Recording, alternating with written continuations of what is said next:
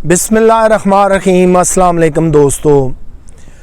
Prosecution department पे हमने पहले बात की थी कि बेसिकली प्रोसिक्यूशन डिपार्टमेंट क्या होता है।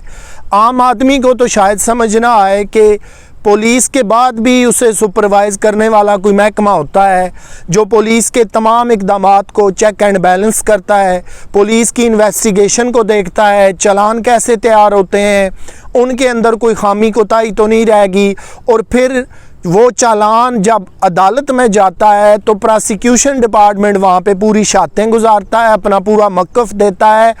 और केस को साबित करने की कोशिश की जाती है। बेसिकली ये डिपार्टमेंट सरकार का बनाया हुआ है जिसे हम अपनी ज़ुबान में सरकारी वकील कहते हैं, अटार्नी कहते हैं, एडीपीपी या डीडीपीपी साहिबान जो कोर्ट रूम के अंदर मौजूद होते हैं, डिस्ट्रिक्ट पब्लिक प्रोसिक्यूटर हों, असिस्टेंट डिस्ट्रिक्ट पब्लिक प्रोसिक्यूटर हों या डिस्ट्रिक्ट अटार्नी हों, सब का काम जो है वो स्टेट के बिहाफ पे पेश होना होता है, मुद्दई साइड से पेश होना होता है। जो एफआईआर, जो क्रिमिनल केस या सिविल दर्ज होता है जिसमें गवर्नमेंट हो या मुद्दई साइड हो, उसके इंटरेस्ट को जो है वो वॉच करना होता है। अब आ जाइए कि प्रोसिक्यूशन डिपार्टमेंट के लिए भी फ़ॉरेन ट्रेनिंग बड़ी अहम है, इसलिए कि फ़ॉरेन ट्रेनिंग ही वो चीज़ है जो किसी भी महकमे की इस्तेदाद-ए-कार को बढ़ाती है, सलाहियतों को बढ़ाती है, काम करने के नए नए अंदाज बताती है, नए नए कवानीन से जो है वो रूशनास कैसे हुआ जाता है, नई से नई जिद्दत वाली तालीम कैसे दी जाती है, सादा तालीम के साथ टेक्नोलॉजी वाली तालीम का इस्तेमाल कैसे करना है। ये वो तमाम चीज़ें हैं जो आपको फ़ॉरेन ट्रेनिंग में बेहतर अंदाज में मिलती हैं। इसकी मिसाल अगर मैं दूँ आपको कि America, Japan, France, Italy, Canada, आपने देखा होगा कि ये तमाम ममालिक पूरा साल जो है वो फ़ौजी मशक़ें जारी रखते हैं। ये बज़ाते ख़ुद तो बड़े तरक्की याफ्ता ममालिक हैं, लेकिन ये कभी पाकिस्तान के साथ, कभी इंडिया के साथ, कभी बांग्लादेश के साथ, कभी अरब ममालिक के साथ जॉइंट जो है वो एक्सरसाइजें कर रहे होते हैं। कभी फ़िज़ाइया की हो रही होती हैं, कभी बहरी हो रही होती हैं, कभी बर्री हो रही होती हैं, और कभी नेवी की जॉइंट जो है वो एक्सरसाइजें हो रही होती हैं। अब वो ममालिक तो तरक्की याफ्ता हैं, उनके जदीद अलूम हैं, टेक्नोलॉजी जदीद है, उनके पास असलहा जदीद है, तो फिर उन्हें क्या पड़ी है कि वो तरक्की पजीर ममालिक में लाखों मील सफ़र करके वहाँ जाके एक्सरसाइजें करते हैं। बेसिक नज़रिया पूरी दुनिया में एक ही होता है कि एक दूसरे के तजर्बात से फ़ायदा उठाया जाए, चाहे वो जंगी मशक़ें हों, फ़िज़ाई मशक़ें हों, नेवी की हों, या इसी तरह डिपार्टमेंटल कोर्सेज़ हों, फ़ॉरेन ट्रेनिंग हो। कंसेप्ट ये है कि आपने एक दूसरे के तजर्बात से फ़ायदा उठाना है।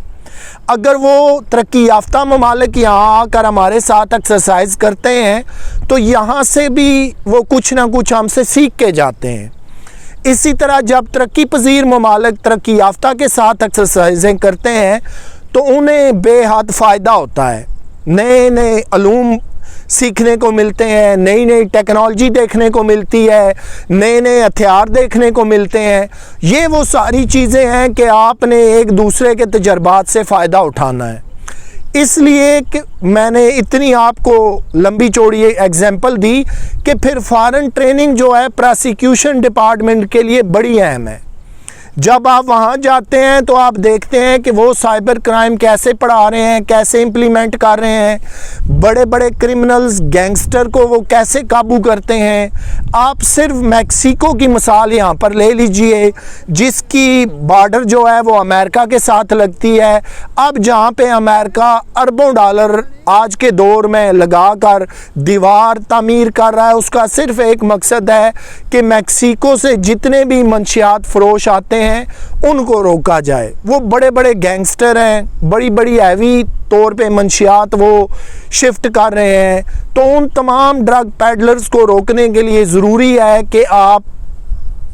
जो है वो एक तो दीवार बनाएं, उन्हें रोकें। अगर दुनिया के तरक्की याफ्ता ममालिक ये सारे इक़दामात उठा सकते हैं तो फिर आपका प्रोसिक्यूशन डिपार्टमेंट हो, पुलिस डिपार्टमेंट हो, कोई भी इदारा हो, जब आप उसे फ़ौरन ट्रेनिंग कराते हैं तो उससे इदारों की कारकर्दगी बेहतर होती है, एक दूसरे के तजर्बात से फ़ायदा उठाने का मौका मिलता है, नए अलूम पूरी दुनिया पे जितने पढ़ाए जाते हैं उसका पता चलता है, और जितने नए जदीद असलहा है, जदीद टेक्नोलॉजी है, जब आप फ़ॉरेन कोर्सेज़ पे जाते हैं, ट्रेनिंग करते हैं, तो फिर आपको पता चलता है कि हम किस जगह खड़े हैं और दुनिया कहाँ तक पहुँच गई।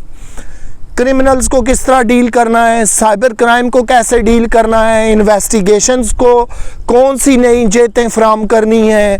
बेहतरीन इन्वेस्टिगेशन कैसे करनी है, एविडेंस को कलेक्ट करके कैसे चालान का हिस्सा बनाना है, और कोई चीज़ ऐसी ना रह जाए चालान में कि जब कल कोर्ट ऑफ लॉ के अंदर ट्रायल हो तो मुलज़म जो एक्चुअल कल्प्रेट हो उसको बेनिफिट हो और वो रिलीज़ हो जाए। अब मुलज़मान की भी आगे नोयते हैं, कुछ सिंपल जो है वो सादा छोटे माइनर क्राइम के अंदर मुलव्वस होते हैं, कुछ संगीन क्राइम के अंदर मुलव्वस हैं, और कुछ जो है वो एंटी टेररिज्म दहशतगर्दी जैसे जो है वो जराइम के अंदर मुलव्वस होते हैं। अब तीनों को हैंडल करने का तरीक़ाकार तीनों कैटेगरीज़ का मुख्तलिफ होगा। अगर छोटे मोटे माइनर ऑफेंसेस हैं, पैटी ऑफेंसेस हैं, तो उनको डील करने का तरीक़ाकार कुछ और होगा, उनका चालान जो है वो इतनी तगोदो मशक्क़त शायद ना मांगे। इसी तरह संगीन जुराइम में जहाँ रेप है, मर्डर है, डकैती है, उनकी एक अपनी सेंसिटिविटी है। लेकिन इससे अगले स्टेप पे आप चले जाएं तो दहशतगर्दी आज पूरी दुनिया का मसला है, पूरी दुनिया के अंदर बढ़िया इसे खौफ व हरास की नज़र से देखा जाता है। तो फिर ये मुख्तलिफ ज़ाविये हैं, मुख्तलिफ क्रिमिनल्स हैं, मुख्तलिफ क्राइम हैं, और हर रोज़ नए से नया क्राइम सरज़द हो रहा है, नए से नए क्राइम्स जो हैं इजाद हो रहे हैं, नई नई टेक्नोलॉजी आ रही है। आज से अगर 30, 40 या 50 साल पहले देखें तो शायद कोई साइबर क्राइम को जानता भी नहीं होगा। आज से 30, 40 साल पहले लेटेस्ट मोबाइल पे जो क्राइम हो रहे थे वो शायद नहीं हो रहे, फेसबुक पे जो कुछ हो रहा है वो शायद आज नहीं हो रहा था। फेक आईडीज़ बनाना, दूसरों की तस्वीरें अपलोड करना, दूसरों को डिफेम करना, इस तरह के जैसे जैसे ज़माना जिद्दत की तरफ जा रहा है, मसाइल भी उतने जदीद नोयत के सामने आ रहे हैं। तो इन तमाम को आप उसी वक्त बेहतर अंदाज में हल करेंगे जब आपकी प्रोसिक्यूशन डिपार्टमेंट, जब आपके अटार्नी साहबान फ़ॉरेन ट्रेनिंग पे जाते हैं। अगर वो जर्मनी के अंदर जाएंगे तो मेयार कुछ और होगा, अगर वो ट्रेनिंग ऑस्ट्रेलिया के अंदर है तो शायद मेयार डिफरेंट होगा। इसी तरह अगर वो अमेरिका या कनाडा के अंदर जाएंगे तो फिर शायद इन्वेस्टिगेशंस का, सब चीज़ों का मेयार डिफरेंट होगा। सारे तरक्की याफ्ता ममालिक हैं, लेकिन हर एक के अपने पैरामीटर्स हैं और हर कोई अपने पैरामीटर्स पे काम करता है। तो इसलिए ज़रूरी है कि अगर आप प्रोसिक्यूशन डिपार्टमेंट को जदीद खतूत पे उस्तवार करना चाहते हैं तो उनके लिए फ़ॉरेन ट्रेनिंग बड़ी लाजमी है। वतन अज़ीज़ के अंदर हमारी सरज़मीन है, होम टाउन है, अपनी लैंड है, जहाँ तक जो जो क्राइम्स हैं, जो जो चीज़ें हैं वो आप कह सकते हैं कि डेफिनेटली आपके इल्म में होती हैं, पता होता है उन्हें कंट्रोल कैसे करना है, ओवरकम कैसे करना है। लेकिन वही सारी चीज़ें जब आप जदीद ममालिक में देखते हैं कि वो किसी और एंगल से, किसी और ज़ाविये से हल कर रहे हैं, उन्हें काबू कर रहे हैं, तो फिर जब इन्वेस्टिगेशन के अंदर जिद्दत आ जाती है तो फिर सारे स्टेप आहिस्ता आहिस्ता जिद्दत ले लेते हैं। और जब प्रोसिक्यूशन के अफसरान जो हैं आला ट्रेनिंग लेकर बाहर से आएंगे तो मुझे बड़ा वाज़ेह यकीन है कि फिर यहाँ उन्हें किसी किस्म की कोई दिक्कत नहीं होती, क्योंकि वहाँ पे एडवांस लॉ पढ़ाए जाते हैं, एडवांस टेक्नोलॉजी से मुतारफ़ कराया जाता है, जदीद असले की ट्रेनिंग दी जाती है, जदीद साइबर क्राइम से रूशनास कराया जाता है।